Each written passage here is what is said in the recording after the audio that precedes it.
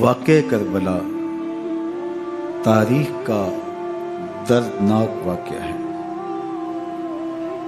یہ اقتدار کی جنگ نہیں تھی، اقدار کی جنگ تھی۔ دو شخصیتوں کی لڑائی نہیں تھی، دو نظریات کا ٹکراؤ تھا۔ یہ حق اور باطل کا معرکہ تھا۔ یزید ظلم کا استعارہ ہے، حسین ابن علی امن کی علامت ہے۔ یزید جبر کا پتلا ہے، حسین صبر کا پیکر ہے۔ یزید اپنی بدطینت فطرت اور اپنی طبع ناہموار کے باعث دنیا پر ذلت و رسوائی، ظلم، جبر، جور و زیادتی کی علامت بن کے ابھرا، اور حسین ابن علی رضی اللہ تعالی عنہ حق و صداقت کا نشان بن کے ابھرا۔ کربلا کے تپتے ہوئے ریگزار میں حسینی اور یزیدی دو کردار سامنے آتے ہیں۔ اقبال نے کہا تھا، موسیٰ و فرعون و شبیر و یزید، ایند و قوت از حیات آید پدید، زندہ حق از قوت شبیری است، باطل آخر داغ حسرت میری است، سرخ رو عشق غیور از خون او، شوخی ای مصر از مضمون او، تا قیامت قطع استبداد کر، موج خون او چمن ایجاد کر۔ یزید بہدل کی بیٹی محسون کا ناپاک بیٹا تھا، اور حسین محمد عربی کی بیٹی فاطمہ کا شہزادہ تھا۔ یزید دمشق کے اطراف میں سرجون اور جریر اختل جیسے اوباشوں کے جرمٹ میں پل کے جوان ہوا۔ حسین کے گھر کا دروازہ مسجد نبوی کے اندر کھلتا تھا۔ یزید نشے میں دھت ہو کر کے نمازیں چھوڑ دیتا تھا۔ حسین کی کربلا کے اندر بھی نماز تہجد قضا نہیں ہوئی۔ یزید ظلم کا دوسرا نام ہے، حسین امن کی علامت ہے۔ یزید نے زندگی میں ایک مرتبہ حج کیا اور شراب کے مٹکے ساتھ لے کے آیا، اور اختل اور دیگر گویوں اور مغنیوں کو اپنے ساتھ رکھا تاکہ سفر آسانی سے کٹے۔ حسین ابن علی نے 25 حج سواری ہونے کے باوجود پیدل کیے۔ یزید حج بیت اللہ کے بعد مدینہ المنورہ آیا اور شراب کی ایک مجلس بپا کی۔ حضرت امام حسین رضی اللہ تعالی عنہ جب وہاں پہنچے تو شراب کی پھیلی ہوئی بدبو کو محسوس کرتے ہوئے فرمایا، یہ بو کیسی ہے؟ تو نشے میں دھت یزید بولا، یہ شام میں بنتی ہے، اور ایک جام منگوایا اور اس کو پیتے ہوئے دوسرا جام حضرت امام حسین رضی اللہ تعالی عنہ کی طرف بڑھاتے ہوئے کہا، ابا عبداللہ لیجئے۔ تو حضرت امام حسین رضی اللہ تعالی عنہ نے فرمایا، میں اس کی طرف دیکھتا بھی نہیں ہوں، اور پھر وہ عشقی اشعار پڑھنے لگا۔ جب یزید کی شراب نوشی کا منظر امام حسین رضی اللہ تعالی عنہ اپنی آنکھوں سے دیکھ چکے تھے تو مجھے بتاؤ، یزید کے ہاتھ پہ امام حسین کا پاک ہاتھ کیسے آتا؟ حضرت امام حسین رضی اللہ تعالی عنہ جس ماحول میں پلے تھے، جس ماحول میں پرورش پائی تھی، جس ماحول میں رہے تھے، وہ پاکیزہ اور تقدس مآب ماحول تھا۔ اور یزید کبھی اطراف دمشق میں، کبھی غوطہ میں، کبھی الخزرہ محل میں، اور کبھی کہاں داد عیش دیتا رہا اور لہو و لعب کے اندر مصروف رہا، اور اس کی زندگی ان چیزوں سے عبارت تھی. وہ محرمات کو حلال قرار دیتا، شراب نوشی اس کی ہڈیوں میں رچی ہوئی تھی، اور شریعت بیضا کا مذاق اڑایا کرتا. اور حسین ابن علی رضی اللہ تعالی عنہ کی دوستیاں جن لوگوں سے تھی وہ عبداللہ ابن عباس تھے، عبداللہ ابن عمر تھے، حضرت عبد الرحمن بن ابو بکر رضی اللہ تعالی عنہ تھے.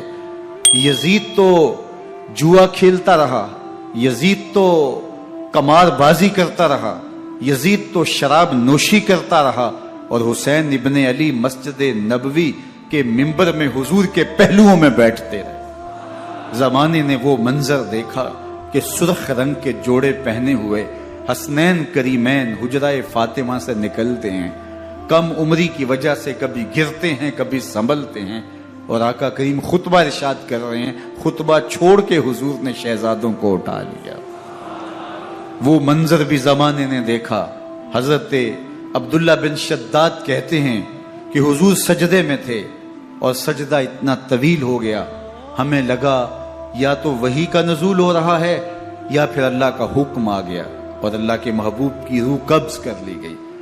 لیکن میں نے جب نظریں اٹھا کے ننکیوں سے دیکھا تو کیا منظر تھا کہ حسین ابن علی حضور کی پشت پہ بیٹھے ہوئے اور میرے آقا سجدے کو طول دے رہے ہیں. اللہ اکبر. حسین کے لیے پیغمبر کے سجدوں کو طول دیا جا رہا ہے. حسین ابن علی کبھی ممبر پہ حضور کی اطراف میں بیٹھتے ہیں. وہ منظر بھی دنیا نے دیکھا کہ حضور کے مبارک کندھوں پر حسین ابن علی بیٹھے ہیں اور حضور کی زلفوں کو پکڑا ہوا ہے. تو حضرت عمر رضی اللہ تعالیٰ عنہ دیکھ کے کہتے ہیں واہ واہ کیسی سواری میسر آئی حسین ابن علی کو. تو میرے آقا مسکرا کے کہتے ہیں عمر سواری دیکھتے ہو سوار بھی تو دیکھو. اللہ اکبر. حضرت اسامہ بن زید بن حارثہ رضی اللہ تعالیٰ عنہ فرماتے ہیں رات کا ایک پہر گزر گیا اور مجھے حضور سے کوئی کام تھا.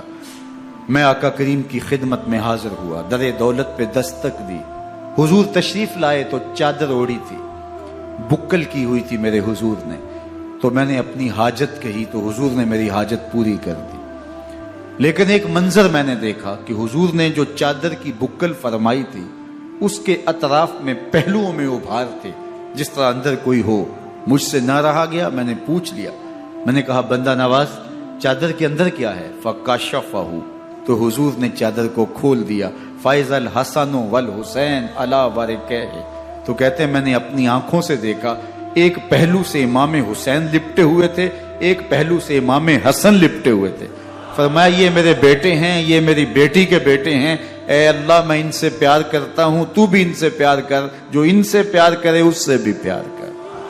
ان کی محبت کا درس دیا، ان کے پیار کا سبق پڑھایا. کہا ان سے پیار کرنے والا میرے سے پیار کرنے والا ہے، ان سے بغض رکھنے والا میرے سے بغض رکھنے والا ہے. ان کی تکلیف حضور کو بے چین کر دیتی تھی.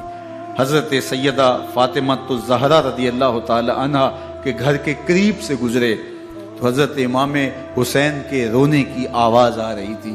تو آقا کریم علیہ السلام نے فرمایا کہ فاطمہ حسین کو چپ کرواؤ. اللہ تعالیٰ انا بقاءہ یوزینی، تو جانتی نہیں حسین کا رونا مجھے دکھ دیتا ہے. حسین ابن علی کو حضور رونے نہیں دیتے تھے، ان کو دکھی نہیں ہونے دیتے تھے، کیونکہ رسول اللہ صلی اللہ علیہ وسلم جانتے تھے کہ یہ کتنے دکھ سہے گا، کتنی تکلیفوں سے گزرے گا اور کتنے مصائب سہے گا. زمانے نے وہ گھڑیاں بھی دیکھی کہ حضرت حذیفہ بن یمان رضی اللہ تعالی عنہ فرماتے ہیں کہ میں حضور کی خدمت میں نماز مغرب کی ادائیگی کے لیے حاضر ہوا، اور میں نے یہ اجازت خاص طور پہ اپنی ماں سے اس شرط پہ لی تھی کہ امی آپ مجھے اجازت دیں، میں حضور کی خدمت میں حاضر ہوتا ہوں، مغرب کی نماز بھی ادا کروں گا اور پھر حضور سے عرض کروں گا حضور میرے لیے اور میری ماں کے لیے بخشش کی دعا کر دیجئے. ماں نے اس شرط پہ اجازت دے دی اور میں حضور کی خدمت میں آ گیا. نماز مغرب ادا کی، سلام پھرا تو میرے دل میں آرزو تھی میں حضور سے عرض کروں حضور میرے لیے اور میری ماں کے لیے مغفرت کی بخشش کی دعا کر دیں. لیکن حضور عبادات میں، ذکر میں، نوافل میں ایسے مشغول ہوئے کہ میں آرزو رکھنے کے باوجود بھی عرض نہ کر سکا. خیر نماز عشاء کا وقت ہوا، اذان پکاری گئی، حضور مصلی پہ آئے، نماز پڑھی، سلام پھرا، تو میرے دل میں پھر خیال آیا کہ ماں سے ایک نماز کی چھٹی لی تھی، نمازیں بھی 2 ہو گئیں، ماں نے جاتے پوچھنا ہے حضور سے میرے لیے اور اپنے لیے مغفرت کی، بخشش کی دعا کروائی تھی، تو کیا جواب دوں گا؟ اور حضور اٹھے اور کاشانہ اقدس کی طرف چل دیے۔ اب میرے دل میں یہ خیال رہ کے آ رہا تھا کہ ماں کو کیا جواب دوں گا، میں تو حضور سے بخشش و مغفرت کی دعا کروا ہی نہیں سکا۔ جب حضور چل پڑے تو غیر ارادی طور پہ میں بھی حضور کے پیچھے چل پڑا۔ چلنے میں تھوڑی سی رفتار تیز ہو گئی جس سے قدموں کی آہٹ پیدا ہوئی، تو جب آواز پیدا ہوئی تو حضور نے رخ پھیرے بغیر فرمایا من ھذا، میرے پیچھے پیچھے کون آ رہا ہے؟ پھر خود ہی کہا حذیفہ تو نہیں؟ تو میرا دل دھڑک رہا تھا، قلت نعم، میں نے کہا جی حضور میں حذیفہ ہوں۔ فرمایا ما حاجتک غفر اللہ لک ولامک، کیا کام ہے؟ اللہ تجھے بھی بخش دے، تیری ماں کو بھی بخش دے۔ اب جو کام تھا وہ جنبش لب سے پہلے ہی ہو گیا، یہاں تو لفظوں کا سہارا بھی نہیں لینا پڑتا، وہ بند لبوں کی بولیاں بھی سنتے ہیں۔ اقبال بولا ہے فروغت صبح آثار و دہور، چشم تو بی نندائے ما فی الصدور، تیری نظر تو سینوں کے چھپے راز بھی دیکھتی۔ تو کہا ما حاجتوں کا غفر اللہ لک ولامک، اللہ تجھے بخش دے، تیری ماں کی بھی مغفرت کر دے، کیا کام ہے؟ اب جو کام تھا وہ تو ہو گیا۔ تو میرے حضور نے ارشاد فرمایا حذیفہ سنو، ابھی ایک فرشتہ آیا ہے جو اس سے قبل دھرتی پر پہلے کبھی نہیں آیا، آج پہلی مرتبہ اللہ سے اجازت لے کے 2 کام کرنے آیا ہے، ایک تو مجھے سلام کرنے آیا ہے اور دوسرا خوشخبری دینے آیا ہے کہ آپ کی بیٹی فاطمہ جنتی عورتوں کی سردار ہے اور حسن اور حسین جنتی جوانوں کے سردار۔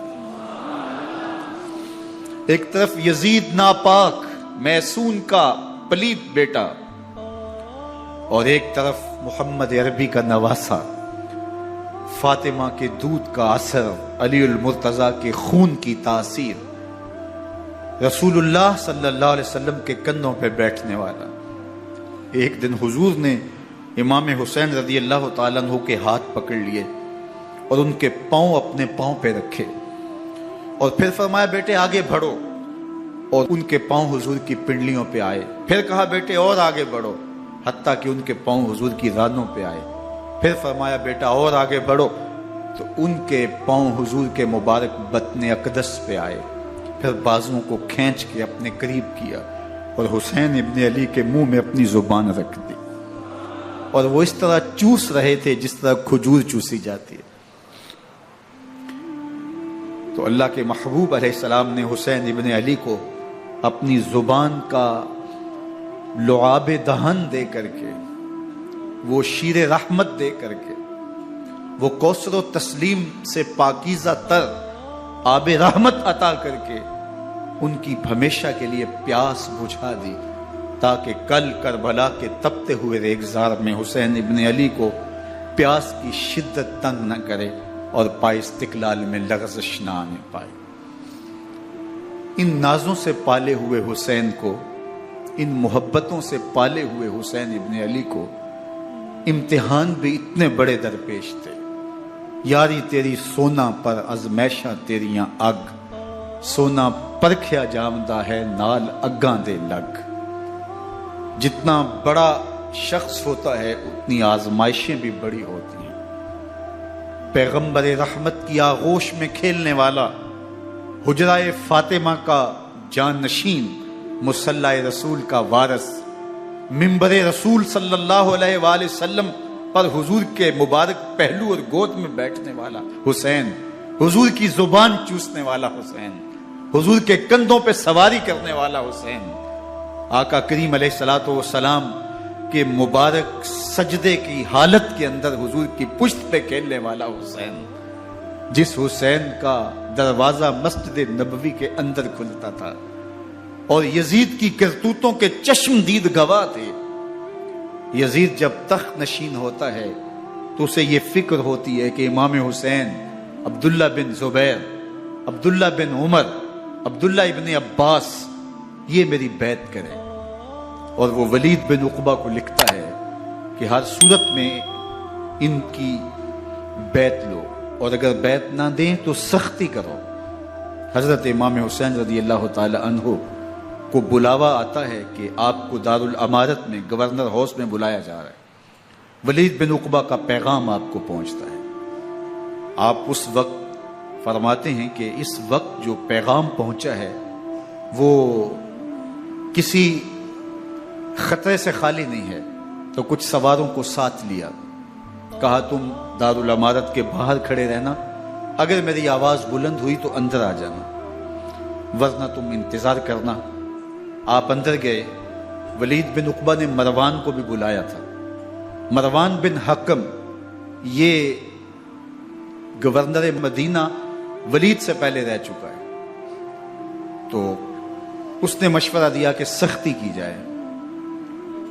خیر ولید بن عقبہ نے کہا کہ یہ خط ہے، حضرت امیر معاویہ کا انتقال ہو گیا اور یزید تخت نشین ہوا ہے، لہٰذا وہ آپ سے بیعت کا مطالبہ کرتا ہے.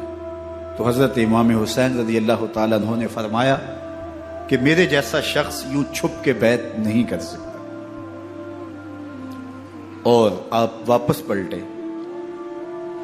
مروان بن حکم نے ولید بن عقبہ کو کہا کہ یہ موقع ہے جانے نہ دیا جائے، اگر یہ نکل گئے تو دوبارہ تم قابو نہیں پا سکو گے اور انہیں یہیں قتل کر دیا جائے. حضرت امام حسین رضی اللہ تعالیٰ عنہ نے یہ بات سن لی.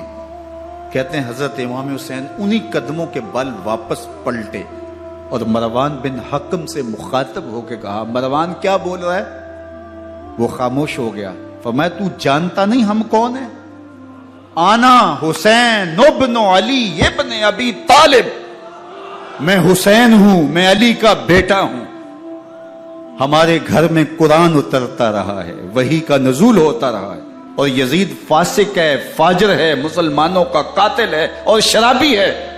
میں ڈنکے کی چوٹ پہ یزید کی بیعت سے انکار کرتا ہوں. بس حیدری کچھار سے محمدی شیر نکل آیا ہے. اب اوسان خطا ہو گئے، راستہ چھوڑ دیا، واپس آئے.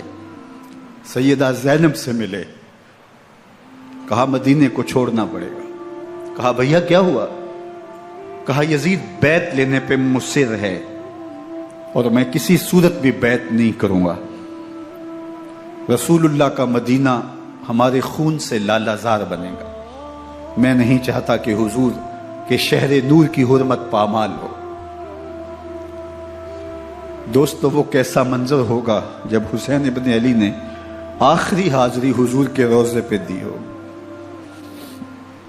حاجی یا معتمر 10 دن کے لیے، 8 دن کے لیے، 20 دن کے لیے مدینہ المنورہ عارضی سکونت اختیار کرتا ہے اور حضور کے روضہ انور سے، اس شہر نور سے، ان گلیوں سے، ان بام و در سے ایسا مانوس ہو جاتا ہے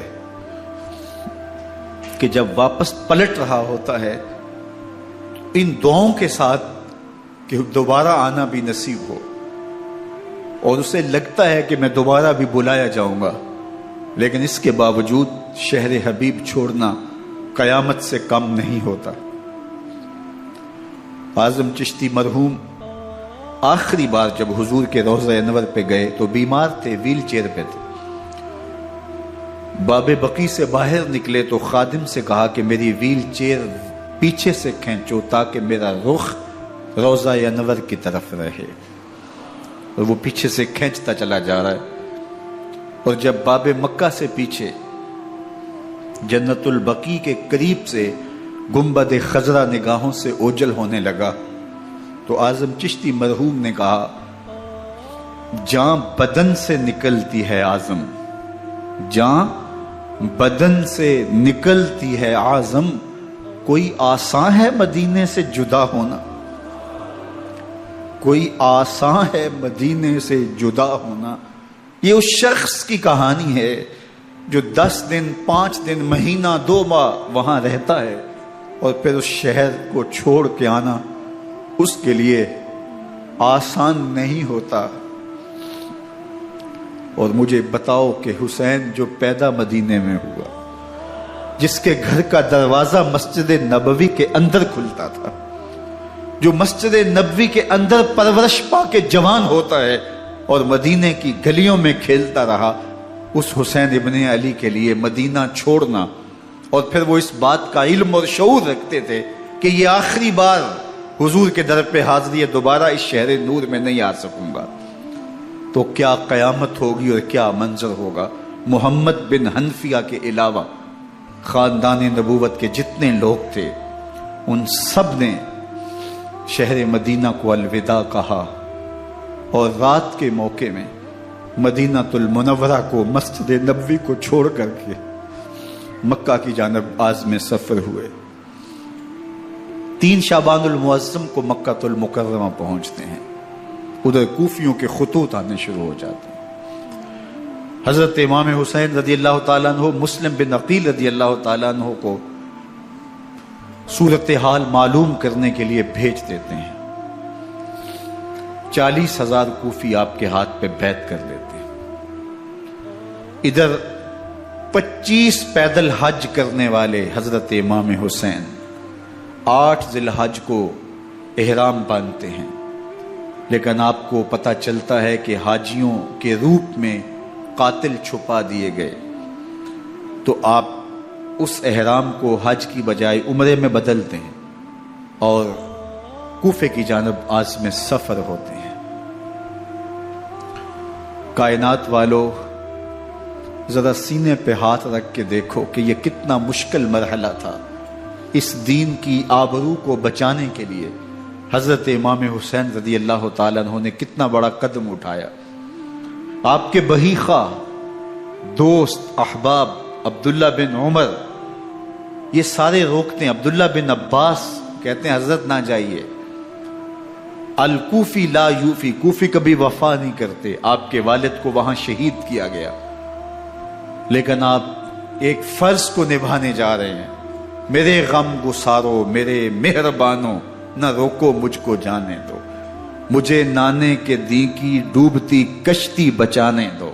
میں جاتا ہوں کہ دنیا پر وفا کا نام رہ جائے، میں رہوں نہ رہوں پر عظمت اسلام رہ جائے۔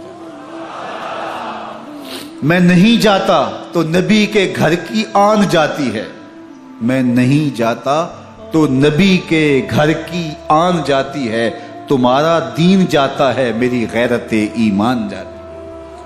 حضرت امام حسین یہاں سے چلتے ہیں، ابھی راستے میں ہی پہنچتے ہیں کہ یہ خبر آتی ہے کہ کوفے والوں نے بے وفائی کر دی۔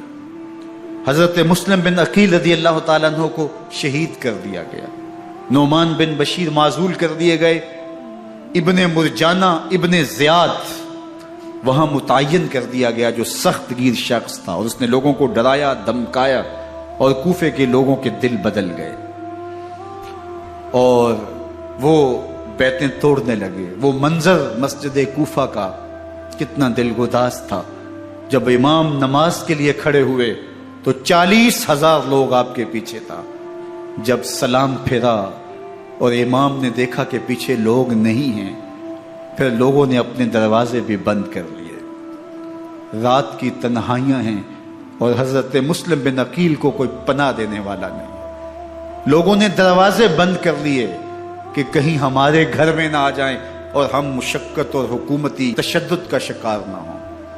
کتنا دردناک لمحہ ہے حضرت مسلم بن عقیل رضی اللہ تعالیٰ عنہ پہ، اور پھر حضرت مسلم بن عقیل بے دردی سے شہید کر دیے جاتے ہیں۔ آپ ابھی راستے میں ہیں، یہ ساری کہانی پہنچتی ہے کہ حضرت مسلم شہید کر دیے گئے اور بے دردی سے شہید کر دیے گئے۔ وہ جنہوں نے خط لکھے تھے کہ ہم آپ کے ساتھ ہیں اور ہم منتظر ہیں، چشم برا ہیں، آپ کے قدموں کی چاپ سننے کے لیے بےتاب ہیں، آج انہوں نے بیتیں توڑ دی۔ 40,000 کوفی منحرف ہو گئے۔ مسجد کوفہ کا وہ منظر کس قدر روح کو تڑپا دینے والا تھا۔ ہم پچھلے سال عصر اور مغرب کے درمیان جب کوفہ پہنچے تو سورج ڈوبنے کے قریب تھا۔ میں نے اپنی زندگی میں اتنا اداس موسم کہیں نہیں دیکھا جتنا اداس موسم کوفے میں دیکھا۔ ایسے لگتا تھا جس طرح کوفے کی آب و ہوا آج بھی شرمندہ ہے۔ جو مسلم بن عقیل اور خاندان نبوت کے ساتھ اہل کوفہ نے کیا، حضرت امام حسین رضی اللہ تعالیٰ عنہ کو ان کے بہی خواہوں نے، اعزاء نے، اقربا نے، دوستوں نے، آوان و انصار نے، ساتھیوں نے کہا کہ حضرت حالات یکسر تبدیل ہو گئے، اب ہمیں مراجعت کر جانی چاہیے، واپس پلٹ جانا چاہیے۔ تو حضرت امام حسین کافی سوچ بچار میں رہے، پھر اس کے بعد آپ نے فیصلہ کیا کہ ہم آگے بڑھیں گے۔ دوستوں نے کہا کہ حضرت اگر آپ آگے بڑھیں گے تو ہمیں لگتا ہے کہ وہ آپ کے ساتھ سلوک اچھا نہیں کریں گے اور آپ بچوں کے سامنے پیاس سے شہید کر دیے جائیں گے۔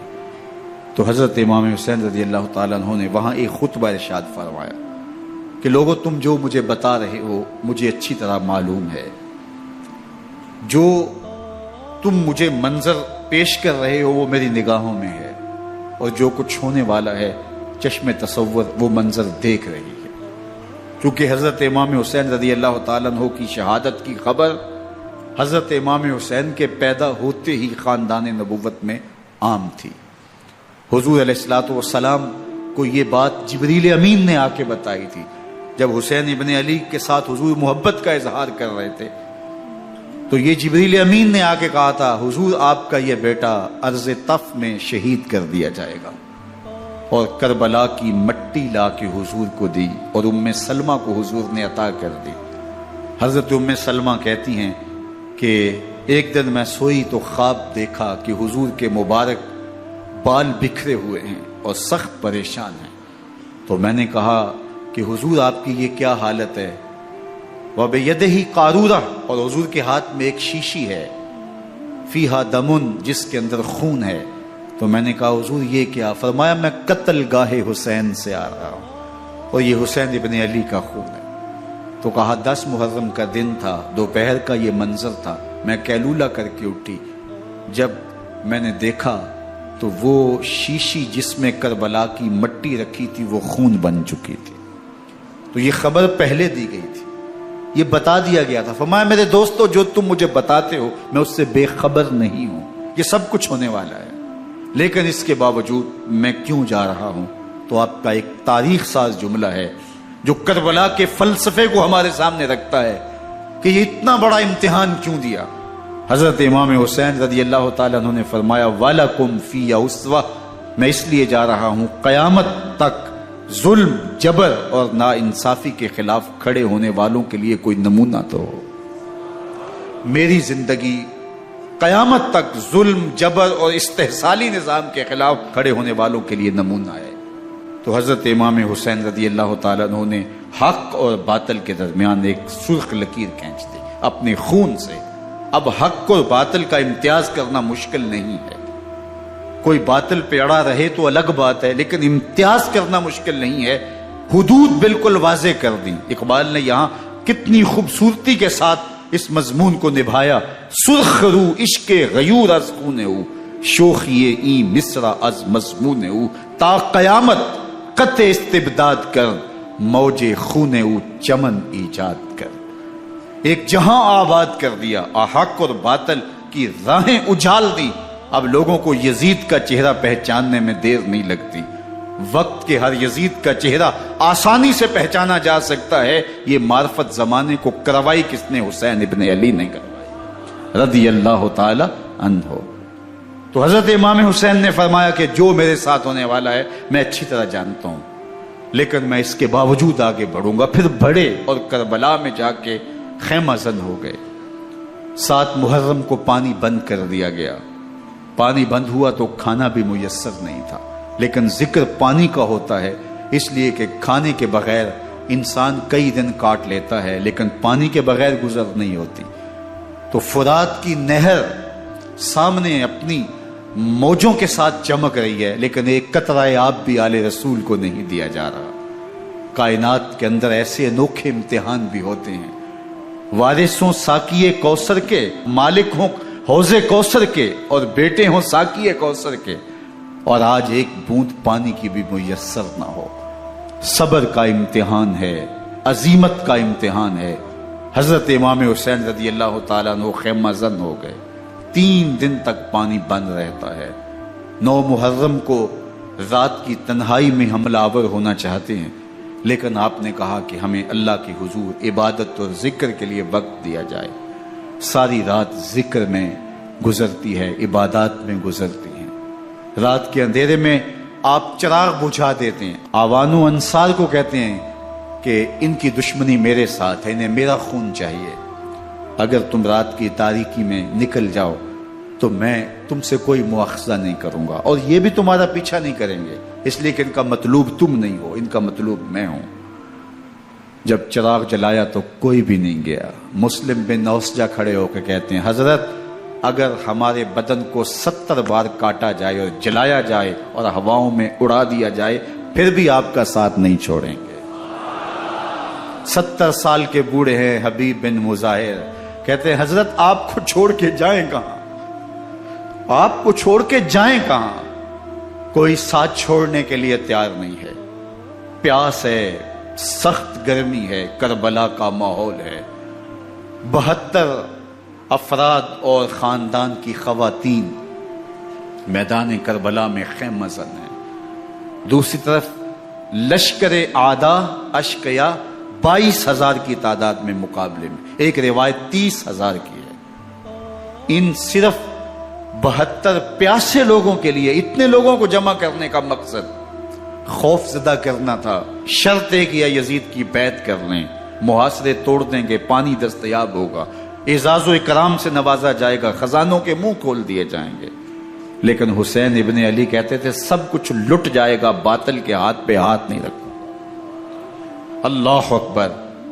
اب صبح طلوع ہوتی ہے، عاشور کا دن چڑھتا ہے، سورج اپنی پوری تمازت کے ساتھ گرمی برسا رہا ہے۔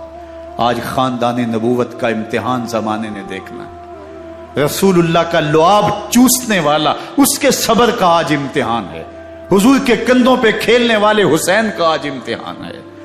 اللہ اکبر۔ حسین ابن علی تمام حجت کرتے ہیں میں نے تمہارا کچھ نہیں بگاڑا، میں نے کسی کا خون نہیں کیا، میں نے کوئی زیادتی نہیں کی، تم کیوں میرے قتل کے در پہ ہو؟ تم جانتے نہیں میں کون ہوں؟ میں تمہارے نبی کا نواسا ہوں، رسول اللہ صلی اللہ علیہ وآلہ وسلم کے کندھوں پہ کھیلتا رہا ہوں، حضور کا لعاب چوستا رہا ہوں، اور میں بوسہ گاہے رسول صلی اللہ علیہ وآلہ وسلم ہوں۔ لیکن ان اشقیاء کے دل پر کوئی چیز اثر انداز نہیں ہوتی۔ ایک ہور ہے، اللہ اس کے دل میں نرمی ڈالتا ہے۔ پہلے تو امام حسین کو گھیر کے لے کر کے آتا ہے، لیکن بعد میں وہ قافلہ یزید سے قافلہ حسین کی طرف آ جاتا ہے۔ امام حسین فرماتے ہیں تو دنیا میں بھی ہور ہے، آخرت میں بھی ہور ہے، آزادی مل جاتی ہے۔ باقی 22,000 کا لشکر جرار امام حسین کے قتل کے در پہ ہے۔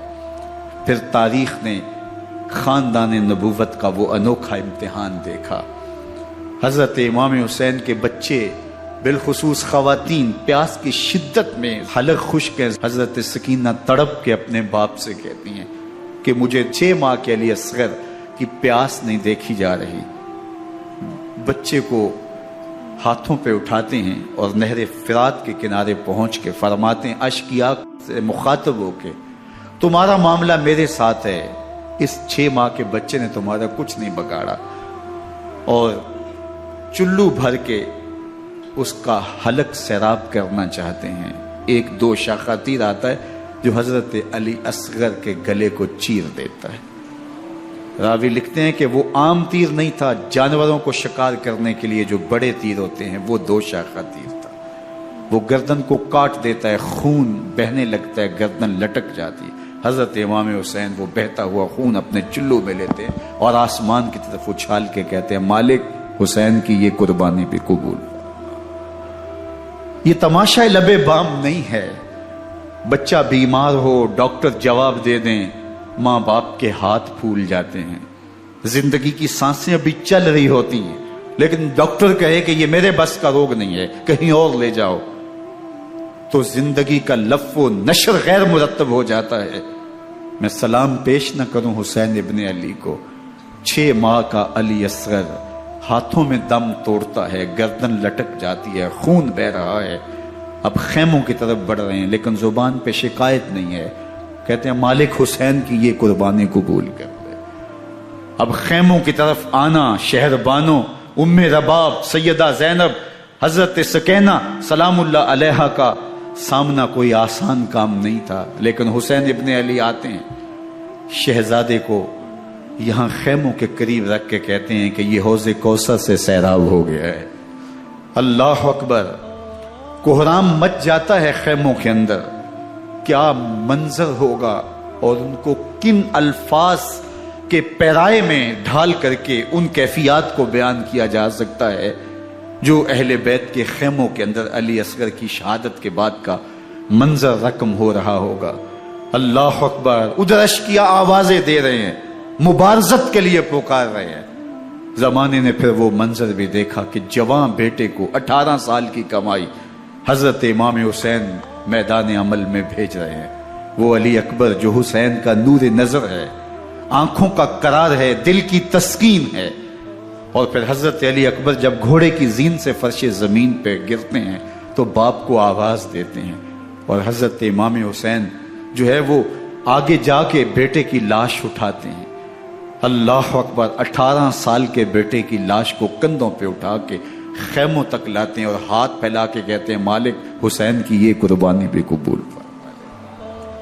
کبھی قاسم بن حسن کی لاش اٹھا کے لاتے ہیں، کبھی اون و محمد کی لاشیں اٹھا کے لاتے ہیں، بتیجوں کی، بھانجوں کی، بھائی عباس کے کٹے ہوئے بازو اور زخموں سے چھدا ہوا لاشا۔ کیا کیا قیامتیں تھیں جو اس کربلا کے ایک میدان کے اندر نہیں توڑی گئیں۔ حضرت امام حسین پر دکھ پہ دکھ، تکلیفوں پہ تکلیفیں۔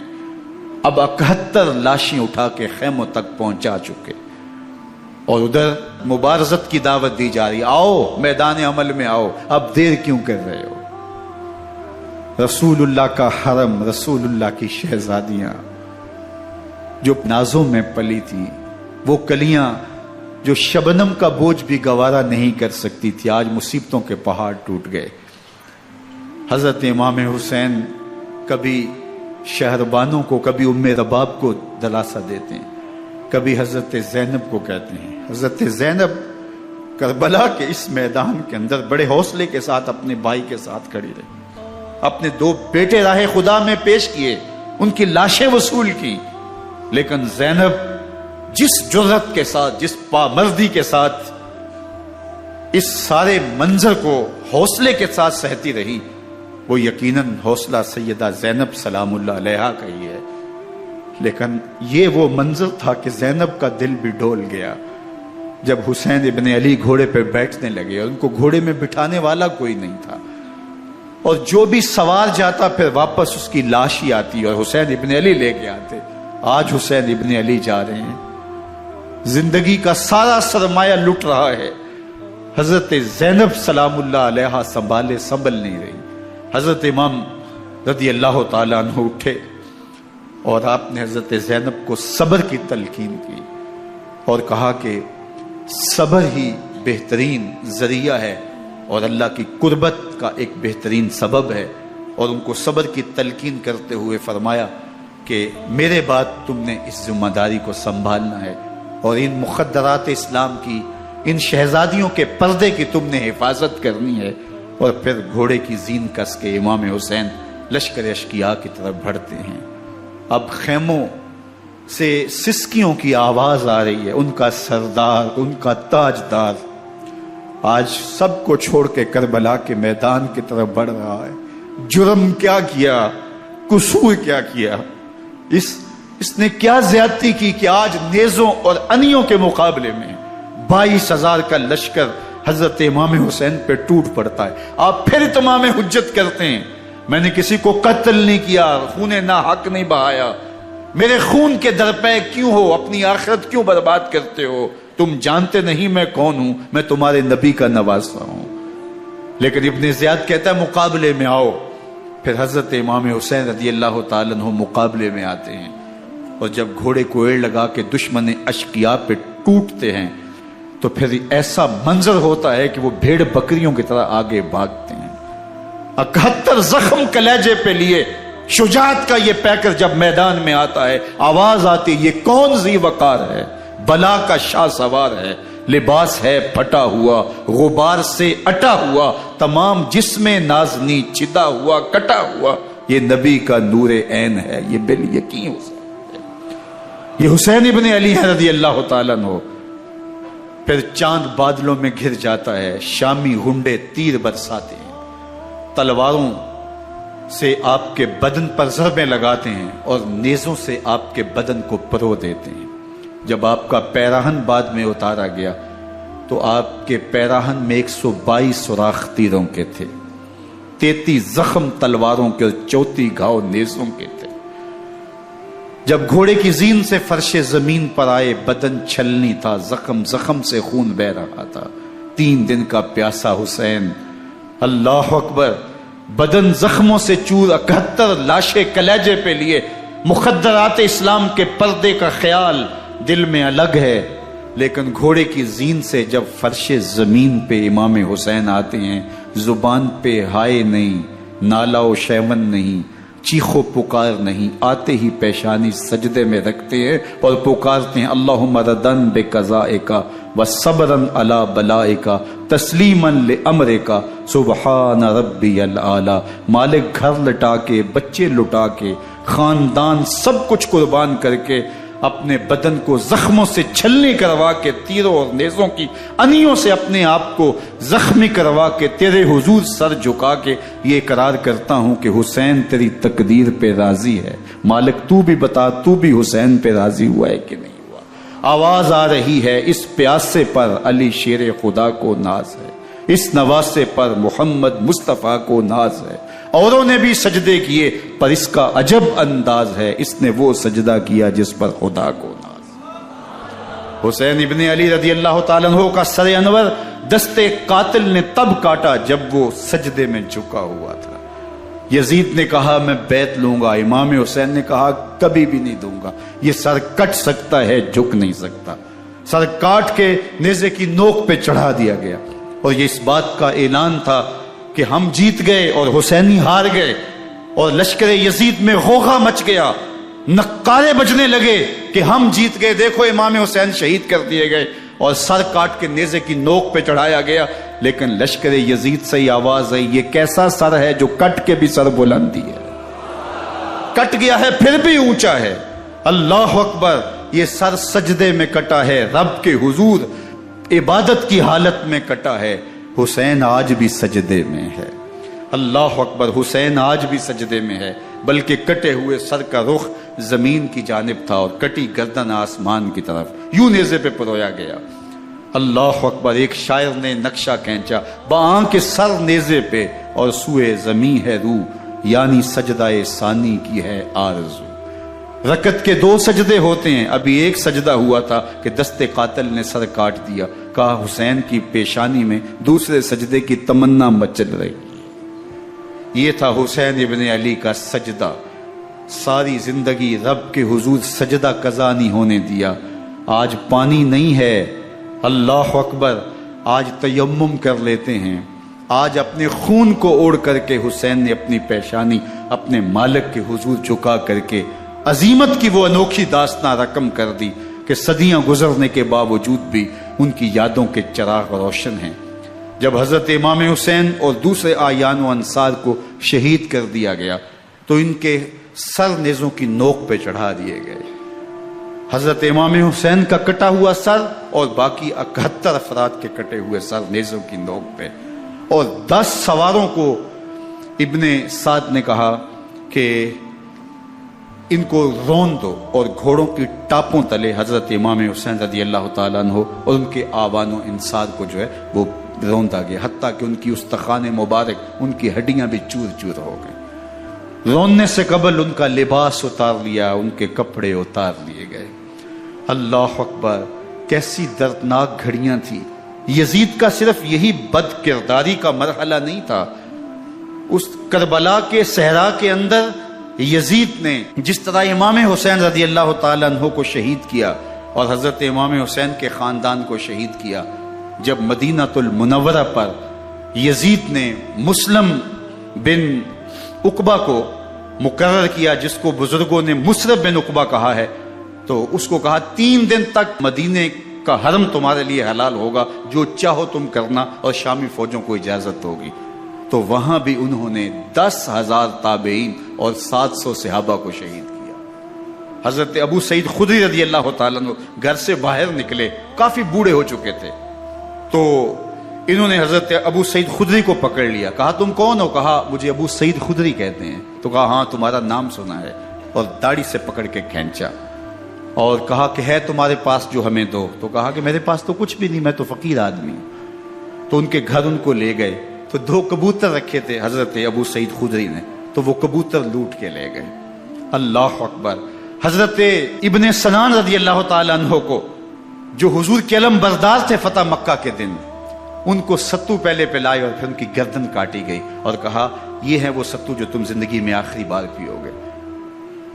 ایک گھر میں داخل ہوئی شامی فوج، تو ایک خاتون کے ابھی ابھی بچہ پیدا ہوا تھا، اور قابلہ نے، دائیا نے وہ بچہ ماں کی چھاتی پہ لٹایا، اور وہ ماں کا پہلا دودھ پی رہا تھا۔ تو یہ جا کے کہنے لگے نکالو تمہارے پاس جو کچھ ہے۔ تو اس خاتون نے کہا تم جانتے ہو یہ بچہ کون ہے؟ تو انہوں نے کہا ہم نہیں جانتے۔ کہا یہ حضرت ابن ابی کبشہ انماری رضی اللہ تعالیٰ عنہ کا بچہ ہے، اور یہ وہ صحابی ہیں کہ جو بیت الشجرہ کے موقع پہ حضور کے ہاتھ پہ بیعت کرتے ہیں۔ انہوں نے اس چیز کا لحاظ نہ کیا کہ جو کچھ ہے وہ ہمیں دو، ورنہ تیرے بچے کو نہیں چھوڑیں گے۔ تو ماں بچے سے مخاطب ہو کے کہتی ہے، ابھی بچہ پیدا ہوا ہے اور ماں سے پہلا دودھ پی رہا ہے، کہ بیٹے اگر میرے پاس کچھ ہوتا، وہ قیمتی سے قیمتی چیز بھی ہوتی، تیری جان کے لیے قربان کرتی، لیکن اس وقت میرے پاس کچھ ہے نہیں۔ تو ایک شکی آگے بڑھا اور بچے کو ایک ٹانگ سے پکڑ کے کھینچ کے دیوار کے ساتھ پٹک کے مارا، جس سے دماغ کا بھیجا نکل گیا۔ کیا کیا زیادتیاں نہیں کی۔ 700 صحابہ حرہ کے واقعہ میں شہید کیے یزید نے، اور 10,000 تابعین شہید کیے۔ مسجد نبوی میں ممبر رسول کے ساتھ گھوڑے باندھے، اور وہ ممبر رسول اور مصلی رسول کے قریب لید کرتے رہے۔ حضرت سعید عبد المسیب فرماتے ہیں میں نابینا تھا اور حضور کے روضہ انور کے پاس بیٹھا تھا، اور یزید کے سپاہی آتے، جو بھی مسجد میں نظر آتا پکڑ کے لے جاتے، مجھے نابینا سمجھ کے چھوڑ دیتے، لیکن میں پریشان تھا کہ ظہر کا وقت ہوگا، عصر کا وقت ہوگا، مغرب عشاء کا وقت ہوگا، نہ اذان، نہ اقامت، نہ جماعت، تو کیسے مجھے پتہ چلے گا کہ نماز کا وقت ہو گیا، اور کیسی میری نمازوں کا کیا بنے گا؟ میں اس فکر میں بیٹھا تھا۔ لم ازل اسمع الاذان والاقامت من قبر رسول اللہ صلی اللہ علیہ وآلہ وسلم۔ فرماتے ہیں جب بھی پھر نماز کا وقت آیا، گنبد خضرا سے اذان کی بھی آواز آئی، اقامت کی بھی آواز آئی۔ 3 دن تک مسجد نبوی کے اندر گھوڑے بندے رہے، اور مدینہ کی حرمت پامال کی۔ مدینہ کے گھروں کے اندر یہ بدکماش داخل ہوئے، اور جو بدکاریاں انہوں نے کی، کلیجہ منہ کو آتا ہے۔ 1002 شیزائیں ان بدکاروں کی بدکاریوں کی وجہ سے کنواری حالت کے اندر حاملہ ہوئی۔ 3 دن تک مدینے کا حرم انہوں نے پامال کیا، اور پھر مکہ المکرمہ میں کعبہ اللہ پر گولے برسائے، اور کعبہ کا غلاف جل گیا۔ وہ تو یزید مر گیا، اور حضرت عبداللہ ابن زبیر رضی اللہ تعالیٰ عنہ نے اپنی خلافت کا اعلان کیا۔ یزید کے یہ کرتوت تھے، ادھر اہل مدینہ کو ستایا، ادھر اہل مکہ کو ستایا، اور رسول اللہ صلی اللہ علیہ وسلم کے خانوادے کی بے حرمتی اور توہین کی۔ نہ صرف انہیں قتل کیا گیا، ان کی لاشوں پہ گھوڑے دوڑائے۔ ابن سعد اور شمر جو ہے وہ خیموں میں داخل ہوا، اور مخدرات اسلام کی چادریں چھیننے کی کوشش کی۔ حضرت زینب سلام اللہ علیہ نے مخاطب ہو کے کہا ہمارے چہرے کے رکھوالے چلے گئے ہیں، ظالم تو خیال نہیں کرتا ہم رسول اللہ کی بیٹیاں ہیں۔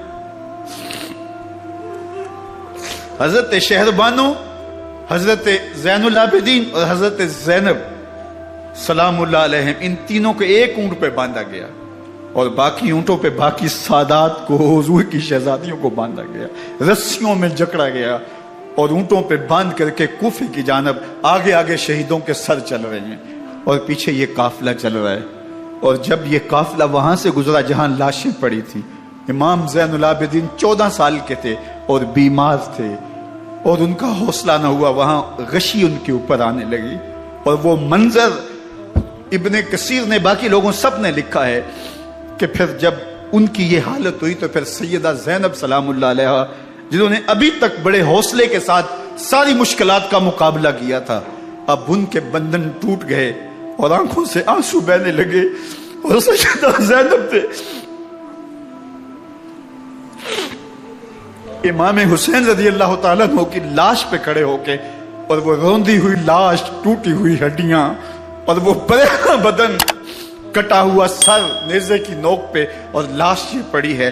تو حضرت سیدہ زینب نے مدینے کی طرف منہ کر کے جو ہے وہ حضور سے فریاد کی، یا محمد آہو، یا محمد آہو، ھذا حسین بالآراء مزمل بالدماء، یا محمد آہو بناتوں کا سبایا.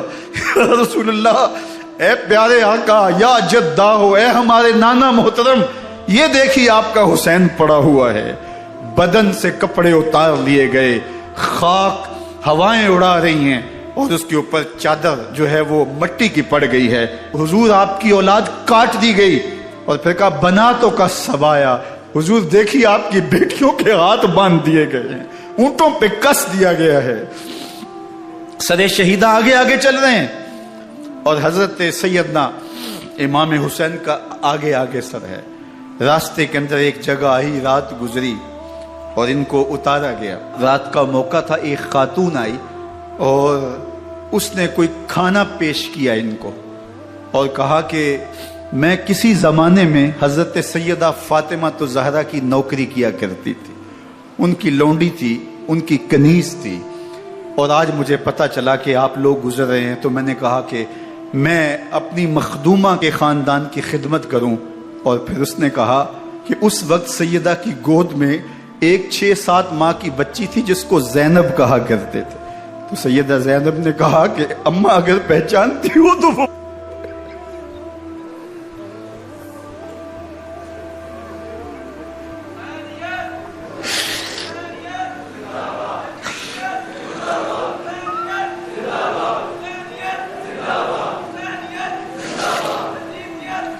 یہ تاراج اور لٹا ہوا کارواں پھر وہاں سے کوفے میں کیسے پہنچا، اور کوفے کے اندر سیدہ زینب سلام اللہ علیہا نے وہ یزید کے دربار میں، ابن زیاد کے دربار میں وہ جرأت آمیز جو باتیں کہیں.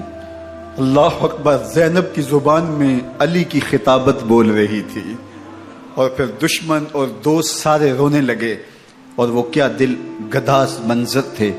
اور پھر یہ سروں کا قافلہ اور سادات کرام کا مشکیں کسی ہوئی ہیں اور اونٹوں پہ باندھے ہوئے، ان کو وہاں سے پھر قادسیہ، اور قادسیہ سے پھر دمشق یزید کے دربار میں پہنچایا گیا.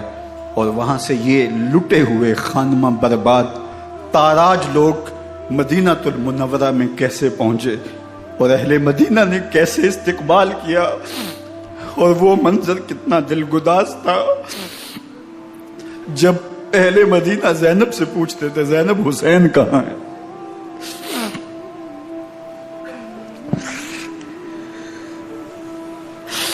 بے مروت بے وفا تیرا بھی کیا افسانہ ہے، جس نے اپنی ہی شمع کو گل کیا تو وہ پروانہ ہے. اپنے پیغمبر کے شہزادوں کو اور اپنے پیغمبر کی شہزادیوں کو جو دکھ اس امت نے دیے، یہ کائنات کی ایک انوکھی داستان ہے.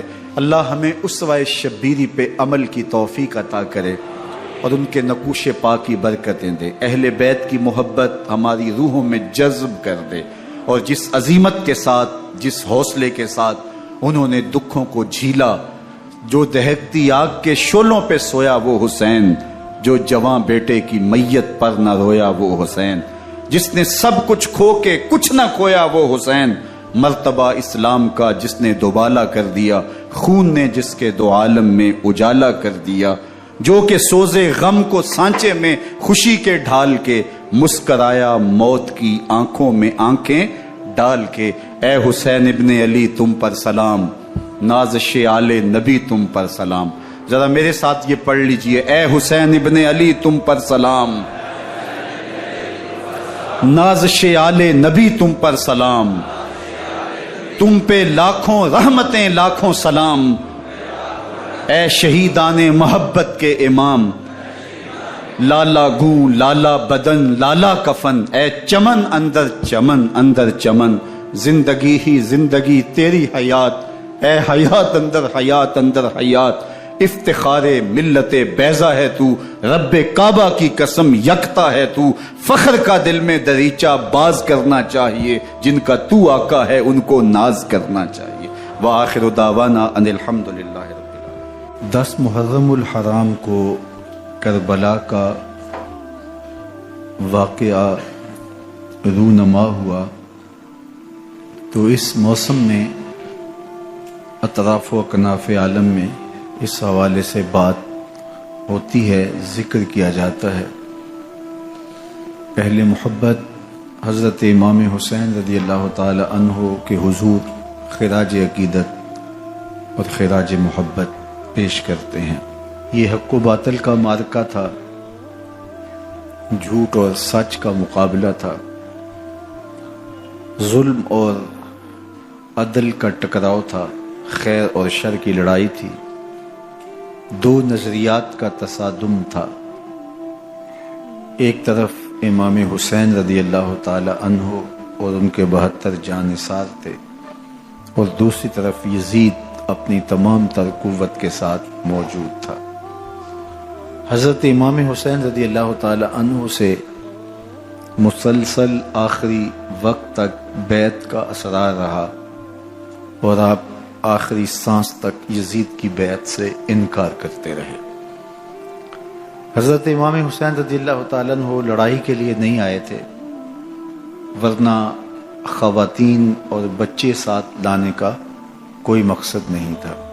آلات حرب و ضرب بھی نہیں تھے، عرب جو اپنے ساتھ سفر پہ معمول کی تلواریں اور اسلحہ جات رکھتے ہیں وہی تھے، اور آپ کو پیشکش بھی کی گئی۔ ترماح بن عدی بن حاتم نے، یہ حاتم تائی کا پوتا تھا، کہا کہ آپ میرے ساتھ ہمارے علاقے میں چلے جائیں۔ جب مختلف بادشاہوں نے عرب پر قبضہ کیا تو ہمارے قبائلی علاقے اس وقت بھی ان سے محفوظ رہے۔ ہم آزاد قبائل ہیں، میں چند دنوں میں آپ کی پشت پر 30,000 کا لشکر کھڑا کر دوں گا جو جانثار ہوگا۔ لیکن حضرت امام حسین رضی اللہ تعالیٰ عنہ نے ترماح بن عدی کی اس پیشکش کو قبول نہیں کیا اور آگے بڑھے۔ دشت نینوا میں، جسے دشت کربلا بھی کہتے ہیں، حر بن یزید ریاحی 500 سواروں کو ساتھ لے کر کے حضرت امام حسین کو محصور کر دیتا ہے، اور پھر یزید کا لشکر وہاں جمع ہونا شروع ہو جاتا ہے۔ 22,000 یا 30,000 کا لشکر امام حسین رضی اللہ تعالی عنہ کے اطراف میں لگا دیا گیا۔ 3 دن تک اس خانوادے کے لیے پانی بند کر دیا گیا۔ پانی کے بغیر تو انسان کی زندگی معطل ہو جاتی ہے، اور 3 دن کی مسلسل پیاس، اور پیاس میں بلکتے 6 ماہ کے بچے، خواتین اور بوڑھے۔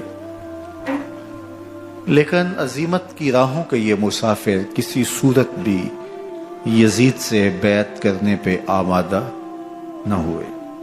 یہ ایک ہیلا تھا کہ پانی بند کریں گے، بچے بلکیں گے، خواتین بے چین ہو جائیں گی تو یہ مجبور کر دیے جائیں گے۔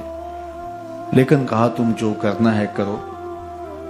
یہ بات طے شدہ ہے کہ ہم یزید سے بیعت نہیں کریں گے۔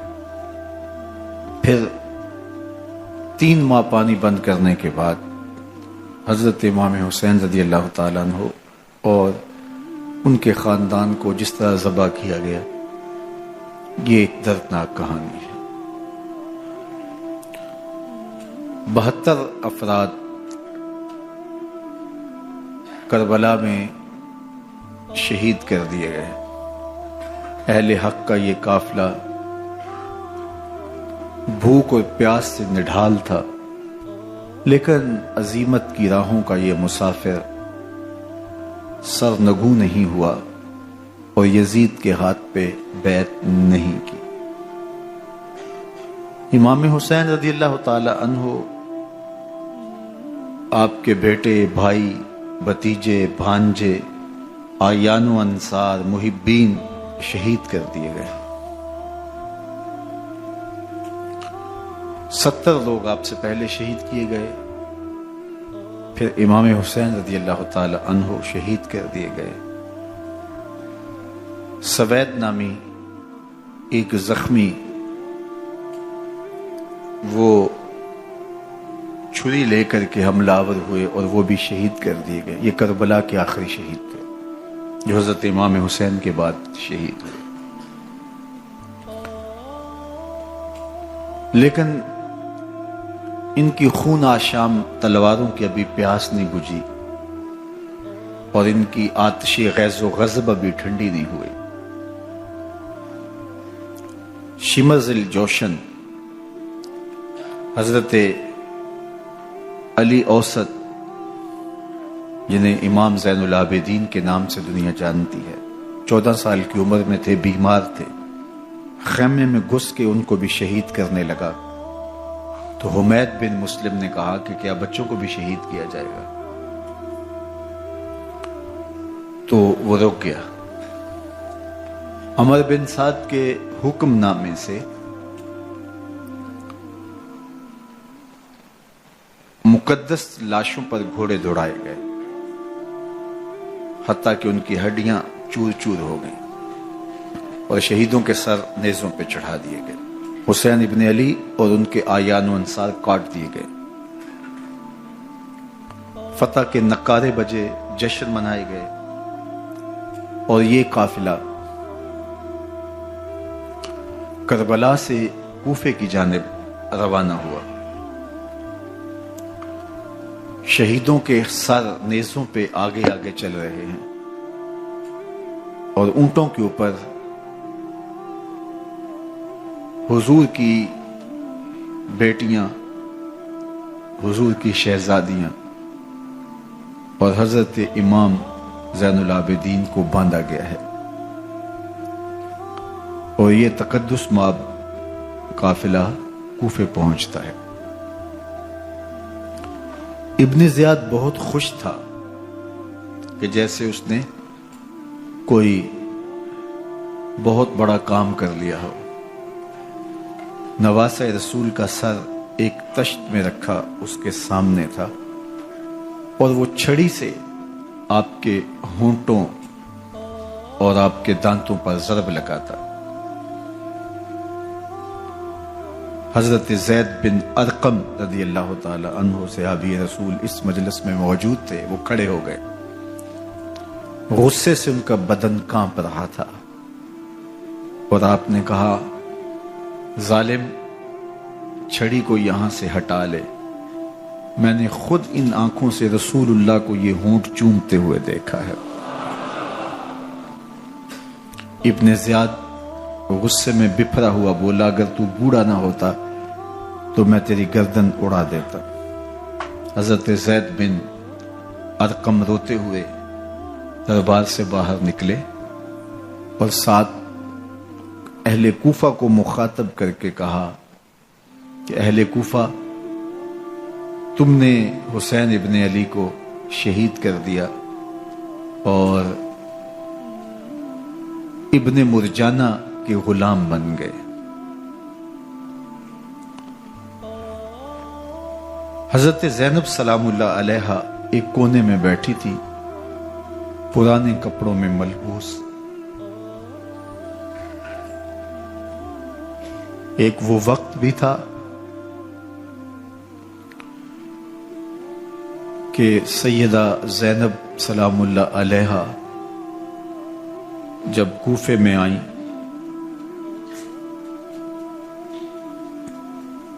سیدنا علی المرتضیٰ کے زمانے میں ان کے دور خلافت میں دارالخلافہ کوفہ متعین ہوا،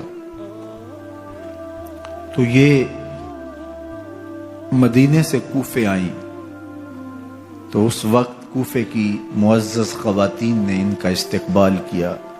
خلیفۃ المسلمین کی شہزادی، رسول اللہ کی بیٹی سیدہ فاطمہ الزہرا کا عکس حضرت زینب سلام اللہ علیہا کوفے میں داخل ہوئیں، تکریم، عزت اور وقار کے ساتھ آپ کا استقبال کیا گیا اور آپ خواتین کو درس قرآن دیتی، حضور کی شریعت سکھاتی، اور آج وہی کوفہ ہے، وہی دیوار و در ہے اور وہی زینب ہے، اور آج زینب کے ساتھ حسین ابن علی کا کٹا ہوا سر ہے۔ پرانے کپڑوں میں ملبوس حضرت زینب سلام اللہ علیہ آج اسی کوفے میں داخل ہوئی ہے۔ دارالامارت کے ایک کونے میں تشریف فرما ہے کہ ابن زیاد پوچھتا یہ خاتون کون ہے؟ حضرت زینب خاموش رہی۔ اس نے دوسری مرتبہ پوچھا، آپ پھر خاموش رہی۔ تیسری مرتبہ پوچھا، آپ پھر خاموش رہی۔ پھر ایک لونڈی نے بتایا یہ زینب بنت علی ہیں۔ تو اس کے سامنے حضرت امام حسین کا کٹا ہوا سر پڑا تھا اور وہ حضرت زینب سے مخاطب ہو کے کہنے لگا کہ اللہ نے تمہیں شکست دی اور یزید بن معاویہ کو فتح عطا کی۔ تو حضرت زینب سلام اللہ علیہا پھر دربار ابن زیاد میں ایک خوبصورت خطبہ عطا کیا۔ زینب بول رہی تھی، لگ رہا تھا مولا کائنات بول رہے ہیں۔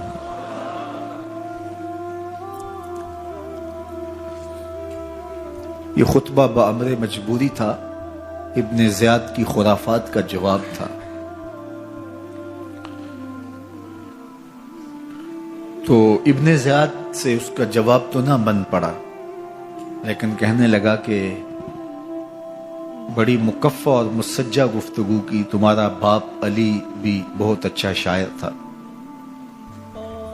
تو سیدہ زینب سلام اللہ علیہ نے فرمایا ہمیں مکفہ گفتگو سے کیا غرض، یہ تو ایک حقیقت ہے جو ہم نے بیان کی۔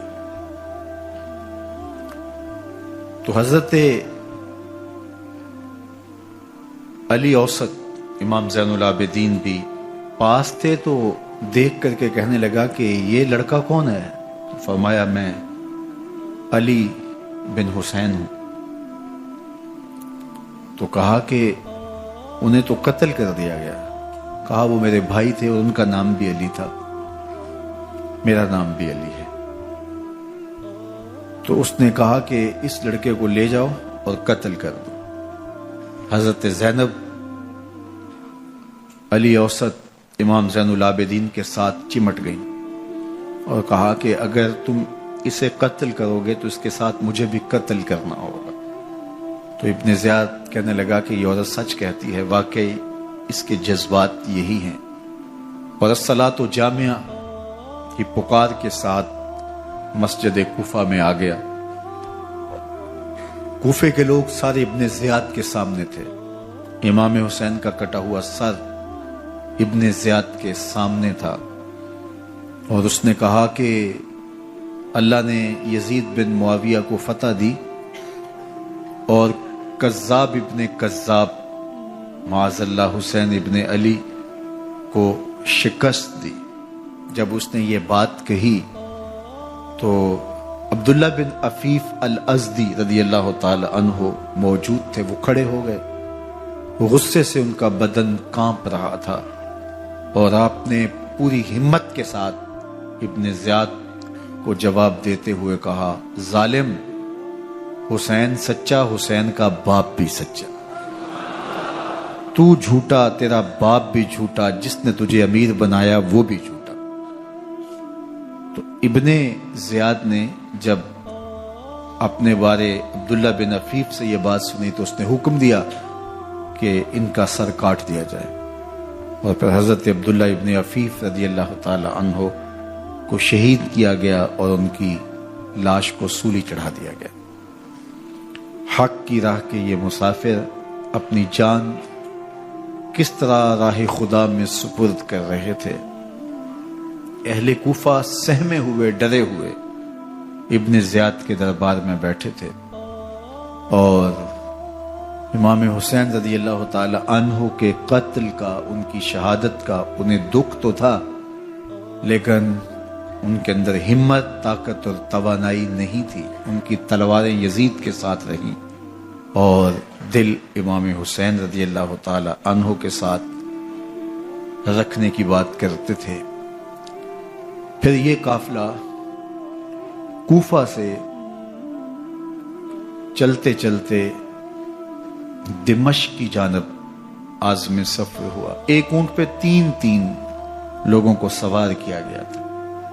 امام زین العابدین کو سوار بھی کیا گیا اور بدن پر زنجیریں بھی باندھی گئیں، جکڑ کر کے سواری پہ بٹھایا گیا۔ اللہ اکبر! جہاں جہاں سے یہ لوگ گزرتے، لوگوں کو ان کی حالت پہ رحم آتا۔ بہت سارے لوگ نہیں جانتے تھے یہ کون ہیں۔ عمومی طور پہ راستوں میں یہی بتایا گیا کہ کچھ باغی لوگ ہیں جنہوں نے حکومت سے بغاوت کی، تو ان کے کیفر کردار تک پہنچا دیا گیا۔ راستے میں ایک گرجا گھر آیا اور وہاں یہ لوگ رات رکتے ہیں۔ گرجا گھر کی دیوار پہ لکھا ہوا تھا: اترجو امت قتلت حسین شفاعت جدہ یوم الحساب۔ کیا وہ امت جنہوں نے حسین ابن علی کو شہید کیا، قیامت کے دن انہی کے نانے سے شفاعت مانگیں گے؟ کس منہ سے شفاعت طلب کریں گے؟ اسی حسین ابن علی کے نانا سے، جن کے بیٹے کو، جن کے شہزادے کو، نواسے کو ان لوگوں نے شہید کیا۔ جب یہ تقدس مآب قافلہ دمشق پہنچا تو راستے میں ایک شخص قرآن مجید کی تلاوت کر رہا تھا۔ اپنے مکان کی چھت پہ بیٹھ کے تلاوت کر رہا تھا، اور یہ قافلہ اس طرح سے گزر رہا تھا کہ شہیدوں کے کٹے ہوئے سر نیزوں کی نوک پہ تھے، اور عصمت شیار خواتین اور امام زین العابدین اونٹوں پہ بندھے ہوئے تھے۔ تو پڑھنے والا تلاوت کر رہا تھا کہ کہف اور رقیم یہ ہماری نشانیوں میں سے بڑی عجیب نشانیاں ہیں۔ تو جب وہ پڑھ رہا تھا تو سر حسین سے آواز آئی: یا تالی القرآن، اے قرآن پڑھنے والا، اصحاب کہف سے زیادہ عجیب قتلی و حملی، میرا قتل کرنا اور نیزے کی نوک پہ چڑھایا جانا ہے۔ یہ قافلہ یزید کے دربار میں پہنچتا ہے۔ یزید بہت خوش ہوا اور اس نے حضرت امام زین العابدین رضی اللہ تعالیٰ عنہ سے کہا کہ تمہارے باپ نے میری حکومت کے خلاف بغاوت کی اور وہ اپنے انجام کو پہنچے۔ تو آپ نے جواب میں قرآن مجید کی آیات کی تلاوت کی اور اہل بیت کے مناقب اور فضائل بیان کیے۔ سیدہ زینب سلام اللہ علیہا کا ایک خطبہ اہل بیت کی عظمت، مناقب اور فضائل میں یزید کے دربار میں اپنی انوکھی اور البیلی شان رکھتا ہے۔ یزید پہلے تو خوش ہوا، لیکن جب اس نے لوگوں کے چہرے دیکھے تو وہ پریشان ہو گیا۔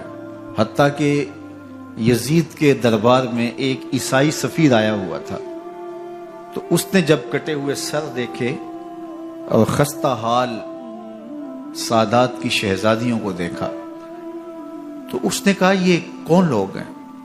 تو اسے بتایا گیا، تو اس نے بڑے تعصف کا اظہار کیا، کہا کتنے بد نصیب لوگ ہو، ہمارے پاس حضرت عیسیٰ علیہ السلام کے گدھے کا کھر موجود ہے اور ہم اسے بھی عزت کی جگہ پہ رکھے ہوئے ہیں، اور تم کتنے بدبخت ہو، اپنے رسول کے نواسے کو شہید کر دیا۔ بے مروت بے وفا تیرا بھی کیا افسانہ ہے، جس نے اپنی ہی شمع کو گل کیا تو وہ پروانہ ہے۔ تو یزید نے جب لوگوں کے تیور دیکھے اور بدلتے ہوئے حالات دیکھے تو اس نے تعصف کا اظہار کیا اور کہا اللہ برا کرے ابن زیاد کا، وہ امام حسین کو میرے تک پہنچنے دیتا تو میں ان سے اچھا معاملہ کر لیتا۔ کچھ لوگ اس سے یزید کو بری الذمہ قرار دینے کی کوشش کرتے ہیں، لیکن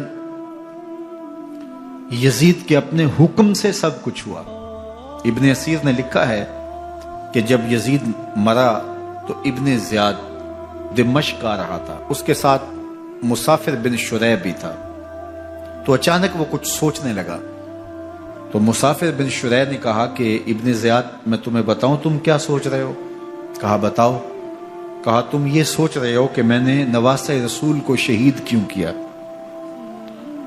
تو کہنے لگا کہ یہ مجھے یزید کا حکم تھا، اور اگر میں نواسہ رسول کو شہید نہ کرتا تو وہ مجھے قتل کر دیتا۔ اور جب مسلم بن عقبہ کو مدینہ المنورہ کی حرمت کو پامال کرنے کے لیے اور حضرت عبداللہ ابن زبیر رضی اللہ تعالیٰ عنہ کی خلافت کے اعلان کے بعد مکہ المکرمہ پر حملے کے لیے جو یزید نے بھیجا، تو اس سے قبل اس نے ابن زیاد کو کہا کہ یہ کام تم کرو، تو ابن زیاد نے جو جواب دیا وہ یہ تھا کہ میں تمہارے کہنے پہ پہلے ہی نواسہ رسول کو شہید کر چکا ہوں، اب نواسہ رسول کو شہید کرنا اور کعبۃ اللہ کی حرمت کو پامال کرنا، یہ دو چیزیں میں جمع نہیں کروں گا، اور اس نے بادشاہ کے حکم کا انکار کر دیا۔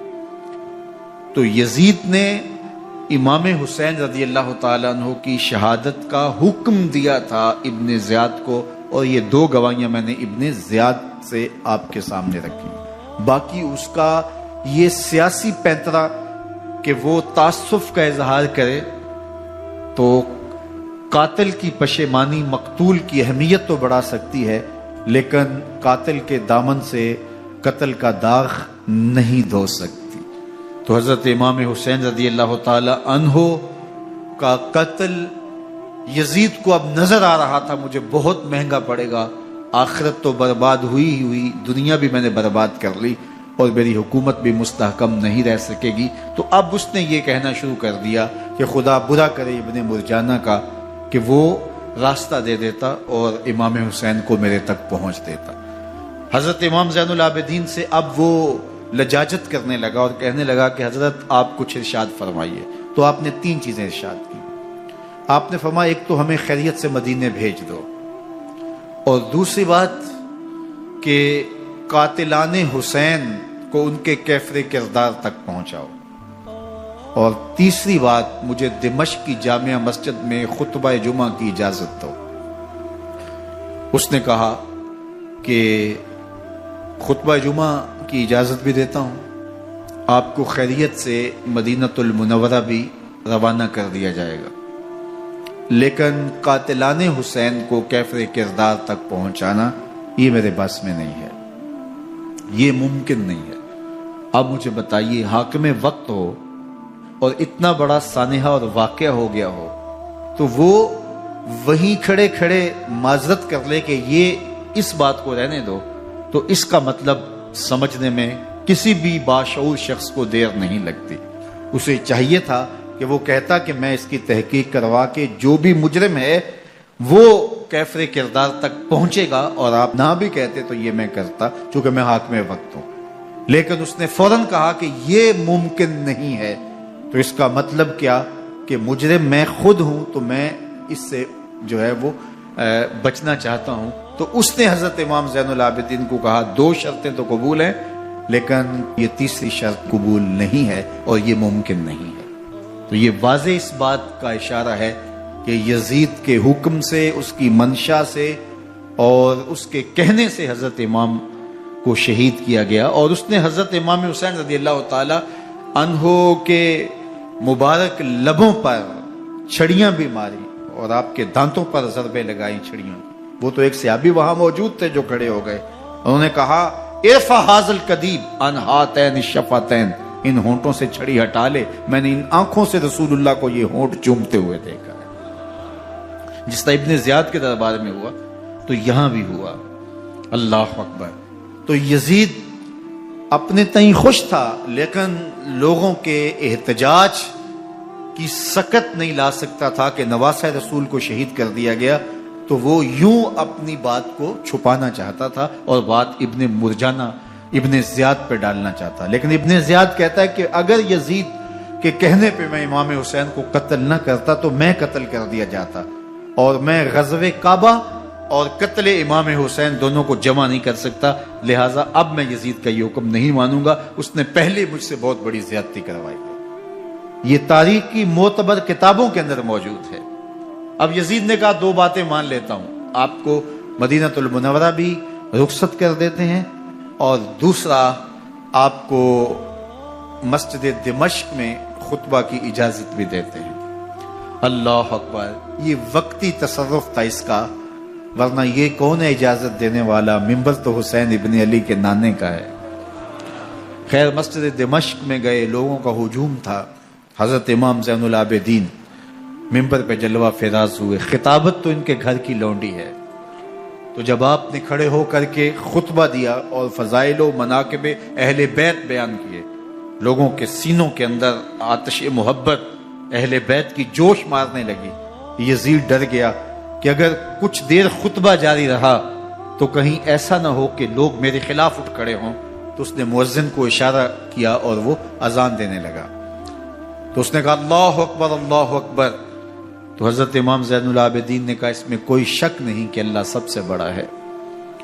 پھر کہا اشہد اللہ الہ الا اللہ، تو امام زین العابدین نے فرمایا کہ ہم نے اس بات کی اپنے خون سے گواہی دی ہے کہ اللہ کے علاوہ کوئی معبود نہیں ہے۔ پھر اس نے کہا اشہد ان محمد رسول اللہ، تو حضرت امام زین العابدین نے یزید کی آنکھوں میں آنکھیں ڈال کے کہا یزید دیکھ، اذان میں تیرے نانے کا نام ہے یا میرے نانے کا نام ہے؟ تو حسین ابن علی رضی اللہ تعالیٰ عنہ کا نام کبھی بھی مٹنے والا نہ زیاد کا وہ ستم رہا، نہ یزید کی رہی وہ جفا، رہا تو نام حسین جسے زندہ رکھتی ہے کرم۔ یزید نے امام حسین رضی اللہ تعالیٰ عنہ کو راستے سے ہٹا دیا۔ اس کا خیال تھا کہ یہ باغی ہیں اور میں ان کو کچل دوں۔ حضرت امام حسین شہید کر دیے گئے، ان کا خاندان شہید کر دیا گیا۔ صرف 14 سال کے امام زین العابدین رضی اللہ تعالی عنہ اس حادثے میں، اس واقعہ میں جو ہے وہ بچے، اور سب سے زیادہ دکھ اپنی آنکھوں سے انہوں نے دیکھے۔ کربلا کا منظر بھی دیکھا، کوفے کا دارالعمارہ بھی دیکھا، اور دمشق کا دربار یزید بھی دیکھا، اور پھر یہاں سے مدینے پہنچ کر اہل مدینہ سے جو سامنا ہوا امام زین العابدین نے وہ لمحے بھی دیکھے۔ کہتے ہیں اس واقعہ کربلا کے بعد حضرت امام زین العابدین کبھی ہنسے نہیں تھے، جب بھی پانی پینے لگتے تو رو پڑتے، انہیں شاید سکینہ کی پیاس یاد آ جاتی تھی۔ امام زین العابدین کا رنگ زرد ہو جاتا جب کربلا کی یاد آتی، اور بسا اوقات شہر سے وحشت ہونے لگتی اور دور باہر نکل جاتے اور جا کر کے وہاں خیمہ گاڑ لیتے اور مہینہ مہینہ وہاں ذکر و فکر اور عبادت میں لگے رہتے۔ امام زین العابدین کے ہاتھوں میں ہتھ کڑیاں، پاؤں میں زنجیریں، اور اونٹ پہ باندھ کر کے جب حضرت امام زین العابدین کو شہیدوں کی لاشوں کے قریب سے گزارا گیا تو غشی پہ غشی طاری ہو رہی تھی امام زین العابدین پہ، اور وہ گھڑیاں بھی امام زین العابدین پر کتنی دردناک تھیں کہ جب شہزادیاں اونٹوں کے ساتھ باندھی گئی تھی اور امام زین العابدین اپنے بابا کا سر اپنے سامنے چلتا ہوا دیکھتے تھے، اور یہ دردناک لمحے کہ جب رات کی گھڑی آئی تو زینب سلام اللہ علیہ نے دیکھا کہ زین العابدین کے آنسو نہیں تھمتے اور ان کو غشی پہ غشی آتی ہے، تو وہ آگے بڑھ کے ان کو اپنی آغوش میں سمیٹتی ہیں اور کہا زین العابدین کیا ہوا؟ کہا کہ پھپھو جان اگر ہو سکے تو بابا کا سر کچھ دیر کے لیے میری گود میں نہیں آ سکتا ہے۔ وہ وقت بھی امام زین العابدین پہ آتا جب زخم اور درد اور دکھ حد سے تجاوز کرتے ہیں تو زین العابدین مدینہ کی طرف منہ کر لیتے ہیں اور حضور کی بارگاہ میں ہوا کے ہاتھوں پیغام بھیجتے ہیں، ان نلتا یا ریح الصبا یومن الی ارض الحرم بلغ سلامی روزتن فیہا النبی المحترم یا رحمتا للعالمین ادرک لزین العابدی محبوس عید الظالمی فی الموکب والمزدحم۔ امام زین العابدین نے یہ سارا دردناک منظر اپنی آنکھوں سے دیکھا اور یہ سارے دکھ سہے۔ امام زہری کہتے ہیں کہ ولید کے زمانے میں دوبارہ امام زین العابدین کو پکڑ لیا گیا اور ان کے ہاتھوں میں دوبارہ ہتھ کڑیاں اور پاؤں میں بیڑیاں ڈال دی گئیں۔ میں ملنے گیا تو جو ہی امام کے ہاتھوں میں ہتھ کڑیاں دیکھی تو میرا دل ڈولنے لگا اور میری آواز گلے میں دب گئی اور آنسو تھے کہ تھمتے نہیں تھے۔ تو امام زین العابدین نے مجھے دیکھا تو مجھے تسلی دیتے ہوئے کہا، زہری کیا ہوا تمہیں؟ تو میں نے کہا، حضرت کربلا میں تھوڑے دکھ دیکھے تھے اور اب یہ حالت مجھ سے دیکھی نہیں جا رہی۔ تو امام زین العابدین نے ان زنجیروں کو اور ان ہتھ کڑیوں کو جن سے آپ جکڑے گئے تھے جھٹکا دیا، لوہے کی زنجیریں ٹوٹ گئیں۔ کہا، زہری ہم اللہ کی تقدیر پہ راضی ہے ورنہ یہ زنجیریں کیا ہوتی ہیں۔ امام زین العابدین کو اللہ نے عزتوں سے نوازا تھا، ہر دور کے حاکم وقت ڈرتے تھے اور ان کی عزت سے حسد کرتے تھے۔ ولید بن عبد الملک بنو امیہ کا بڑا تگڑا حکمران گزرا ہے۔ ایک دن طواف کرتے کرتے حجر اسود کے سامنے آیا اور اس کے دل میں آیا کہ میں حجر اسود کو بوسہ کروں، لیکن رش اتنا تھا کہ آگے بڑھنے کی ہمت نہ ہوئی اور پیچھے ہٹ کے کھڑا ہو گیا کہ رش کم ہوتا ہے تو میں حجر اسود کو چومتا ہوں۔ اتنے میں امام زین العابدین رضی اللہ تعالی عنہ وہ بھی طواف کرتے کرتے حجر اسود کے قریب آئے، ایک لمحے کے لیے توقف کیا، لوگوں نے راستہ چھوڑ دیا۔ امام زین العابدین آگے بڑھے، حجر اسود کو چوما، پھر آگے بڑھ گئے۔ ولید بن عبد الملک کو بڑا غصہ آیا کہ لوگوں نے میرے لیے تو راہیں نہیں چھوڑی اور زین العابدین کے لیے راہیں چھوڑ دی ہیں۔ تو وہ اپنے درباری شاعر کو، فرزدق کو جو اس کے ساتھ کھڑا تھا، اس کو پوچھتا ہے، من ہاذا، یہ کون ہے؟ حالانکہ اسے پتا تھا یہ امام زین العابدین ہے۔ بعض اوقات سوال تفہیم کے لیے کیا جاتا ہے، سمجھنے کے لیے کیا جاتا ہے، اور بعض اوقات سوال تحقیر کے لیے کیا جاتا ہے۔ جس طرح کسی شخص کو آپ پسند نہ کرتے ہو اور وہ کوئی کام کرے تو آپ کہتے ہیں یہ کون ہے، یہ کون ہے؟ تو اس نے کہا من ہاذا، یہ کون ہے؟ اب فرزدق شاعر تھا اور درباری شاعر تھا، اسے اچھی طرح پتا تھا کہ من ہاذا سے بادشاہ کیا سننا چاہتا ہے، لیکن آج اس کی غیرت ایمانی جاگی۔ بادشاہ نے کہا من ہاذا، یہ کون ہے؟ تو فرزدق نے بادشاہ کی آنکھوں میں آنکھیں ڈال کے کہا، بادشاہ تو نہیں جانتا یہ کون ہے؟ اس کو تو بطحا کے سنگ ریزے بھی جانتے ہیں، اس کو تو زمین والے بھی جانتے ہیں، آسمان کے فرشتے بھی جانتے ہیں۔ یہ فاطمہ کا بیٹا ہے، یہ علی کا شہزادہ ہے، یہ رسول اللہ کا نواسہ ہے۔ تیرا من ہاذا کہنا اس معرفہ کو نکرا نہیں کرے گا، یہ کل بھی معرفہ تھا، یہ آج بھی معرفہ ہے۔ کھڑے کھڑے امام زین العابدین کی شان میں ایک طویل قصیدہ لکھ دیا۔ بادشاہ تو اس سے کچھ اور سوچ رہا تھا، الٹ ہو گیا، اس نے ایک فرزدق کو جیل میں ڈال دیا۔ امام زین العابدین کو پتا چلا، آپ نے اشرفیوں کی 2 تھیلیاں خادم کے ہاتھ بھیجی کہ ہماری وجہ سے تمہارے اوپر یہ افتاد پڑی ہے۔ تو اس نے تھیلیاں قبول کی، چوما آنکھوں سے لگائیں اور پھر خادم کے ہاتھ میں دیتے ہوئے کہا، امام کو میرا سلام دے دینا اور کہنا حضرت ساری زندگی نے ٹگوں کے لیے، ان پیسوں کے لیے، اشرفیوں کے لیے شاعریاں کی ہیں، یہ جو میں نے قصیدہ لکھا ہے آپ کے نانا کی شفاعت کے لیے لکھا، جو دلوں کو فتح کر لے وہی فاتح زمانہ۔ امام حسین کو تو کاٹ دیا گیا نا، اس لیے کاٹ دیا گیا کہ یہ ہماری حکومت سے بغاوت کر رہے ہیں، انہوں نے یہ کہا، بہانہ یہ بنایا، نظم حکومت میں یہ مخل ہو رہے ہیں، لہٰذا انہیں شہید کر دیا گیا۔ نہ صرف انہیں شہید کیا گیا سر کاٹے گئے، نیزوں کی نوک پہ چڑھائے گئے، لاشوں پہ گھوڑے دوڑائے گئے. کیا کیا ظلم تھا، کیا کیا جبر تھا جو روا نہیں رکھا گیا. پیاسا رکھا گیا، بھوکا رکھا گیا، 6 ماہ کے بچے بھی نہیں چھوڑے گئے.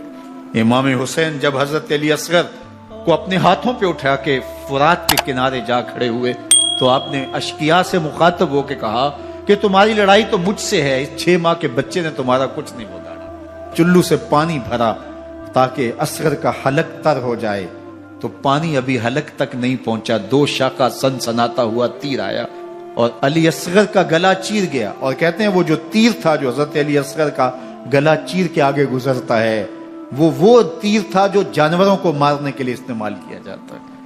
گردن لٹک جاتی ہے، خون بہنے لگتا ہے.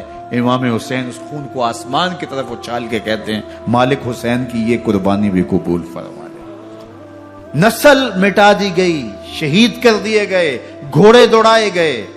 سادات کرام عصمت شیار پیغمبر زادیوں کو اونٹوں پہ بٹھایا گیا، رسیوں سے جکڑا گیا، چادریں چھیننے کی کوشش کی گئی، کیا کچھ نہیں ہوا. تاریخ دردناک ہے اور یہ پیغمبر کے ماننے والوں نے، کلمہ پڑھنے والوں نے یہ سب کچھ کیا. بے مروت، بے وفا، تیرا بھی کیا افسانہ ہے. جس نے اپنی ہی شمع کو گل کیا تو وہ پروانہ ہے. لیکن یزید کی دلیل یہ تھی کہ یہ حکومت کا نظم چلتا ہے، اسے چلنے دیا جانا چاہیے، انہوں نے کیوں رکاوٹ ڈالی ہے، لہٰذا یہ باغی ہیں، ان کو کاٹ دیا جائے. میں کہتا ہوں امام حسین کو شہید کر دیا گیا، ان کے اعیان و انصار کو شہید کر دیا گیا، پورے خاندان کو پیاسا رکھ کے ذبح کر دیا گیا، 6 ماہ کے بچے بھی نہیں چھوڑے گئے، 80 سال کے بوڑھوں کو بھی شہید کیا گیا، خواتین کو اونٹوں پہ بٹھایا گیا اور گلی گلی عصمت معاب پیغمبر رحمت کی شہزادیوں کو کوفے اور دمشق کے بازاروں کے اندر بھرایا گیا. تو مجھے بتائیں اس کے بعد یزید کی حکومت نے کیا کیا، ان کا کیا کارنامہ تھا؟ کتنے محدث پیدا ہوئے، کتنے مفکر پیدا ہوئے، کتنے جرنیل پیدا ہوئے، کتنے صوفی پیدا ہوئے. کون تھا جو ان کے تخت و تاج اور ان کی حکومت جس کو بچانے کے لیے اتنا بڑا حادثہ کر دیا اور پیغمبر کے بیٹوں کو شہید کر دیا؟ تو کیا پھر اس حکومت نے کیا؟ یزید نے، یزید کا اپنا بیٹا تخت پہ بیٹھنے کے لیے تیار نہیں تھا.